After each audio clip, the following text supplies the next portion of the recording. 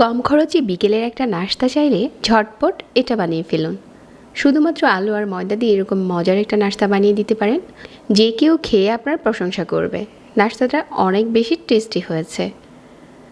আমি এখানে 1 কাপ ময়দা নিয়েছি, সাথে দিয়ে দিচ্ছি 1/4 চা চামচ কালো জিরা আর 1/4 চা চামচ রাঁধুনি, স্বাদমতো লবণ আর 1 টেবিল চামচ রান্নার তেল। এখন তেলের সাথে ময়দাটা হাত দিয়ে ভালো করে মিশিয়ে নিচ্ছি। তেলটা যখন পুরোপুরি মিশানো হয়ে যাবে, এখানে আমি কুসুম গরম পানি দিয়ে একটা সফট গুলা বানিয়ে নিচ্ছি। ময়দার ডোটা যদি আপনি কুসুম গরম পানি দিয়ে গুলান, তাহলে এটা খুব তাড়াতাড়ি সফট হয়ে যায়।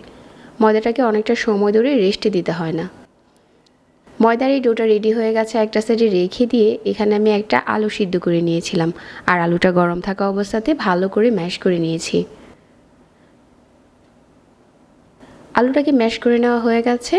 এখন দিয়ে দিচ্ছি মিহি কুচি করা একটা পেঁয়াজ, আর সাথে দিয়ে দিচ্ছি 1/2 চা চামচ চিলি ফ্লেক্স, কাঁচামরিচ কুচি, ধনেপাতা কুচি, স্বাদমতো লবণ, আর একটা সিদ্ধ ডিম আমি গ্রেট করে দিয়ে দিচ্ছি।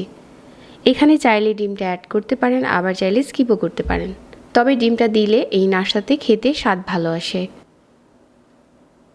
ভালো করে আলুর এই মিশ্রণটা মাখিয়ে নিয়েছি, আর এখানে 1/3 কাপ ময়দা, 1/4 চা চামচ চিলি ফ্লেক্স, স্বাদমতো লবণ আর 1/2 কাপের মতো পানি দিয়ে একটা পাতলা গোলা বানিয়ে নিচ্ছি। ময়দার এই গোলাটাকে একটা সাইডে রেখে দিচ্ছি। ময়দার ডোটা অনেকটা সফট হয়ে গেছে। এখন উপরে কিছুটা ময়দা ছড়িয়ে দিয়ে যতটা সম্ভব পাতলা করে বেলে নিচ্ছি। পাতলা করে বেলে একটা বড় সাইজের রুটি বানিয়ে নিচ্ছি। এখন উপরে ম্যাশ করে নেওয়া ডিম আলুর মিশ্রণটা দিয়ে দিচ্ছি, আর পুরোটা রুটির উপরে এভাবে করে লাগিয়ে নিচ্ছি।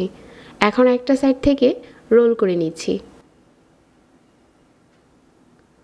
সাইডটাতে আমি কিছুটা ময়দার গোলা দিয়ে আঠা দিয়ে দিচ্ছি। এখন যতটা সম্ভব পাতলা করে কেটে নিব। খুব বেশি পাতলা করা যাবে না, মিডিয়াম করে কাটতে হবে। এভাবে করে কেটে নেওয়া হয়ে গেছে। এগুলো হাতে উঠিয়ে চ্যাপ্টা করে সবগুলো একসাথে করে সাজিয়ে নিচ্ছি। তো সবগুলো যখন এরকম বানানো হয়ে গেছে, ময়দার গোলাতে দিয়ে ডুবিয়ে ডুবিয়ে এটাকে গরম তেলের উপরে ছেড়ে দিতে হবে। তেলটা মিডিয়াম আঁচে গরম করে নিয়েছি, আর এখন একটা একটা করে গরম তেলের উপরে দিয়ে দিচ্ছি। চুলার আঁচ মাঝারি রাখতে হবে, তা না হলে খুব তাড়াতাড়ি উপরটাতে কালার চলে আসবে, তখন আবার এটা খেতে ভালো লাগবে না। উপরটা আমরা ক্রিস্পি করে ভাজবো। সবগুলো এভাবে করে দিয়ে চুলার আঁচ একদম কমিয়ে দিয়েছি, আর অল্প আঁচে এপাশ ওপাশ করে লাল করে ভেজে নিচ্ছি। এখন অপেক্ষা করছি কালারটা চেঞ্জ হওয়া পর্যন্ত। দারুণ একটা কালার চলে এসেছে, আর এই পর্যায়ে তেল ঝরিয়ে উঠিয়ে নিচ্ছি। এই নাস্তাটা বানাতে আপনাকে খুব বেশি খরচ করতে হয় না, তবে খেতে দারুণ টেস্টি।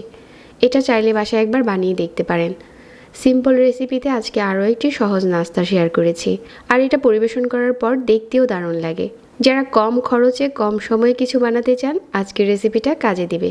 আর প্রতিনিয়ত এরকম নতুন রেসিপি পেতে পেজ ফলো করতে ভুলবেন না। আর এটা ভাঙার পর দেখেন ভিতরে আলু একদম ভরপুর আছে। সবাইকে ধন্যবাদ জানিয়ে আজকে এখানে বিদায় নিচ্ছি। আল্লাহ হাফেজ।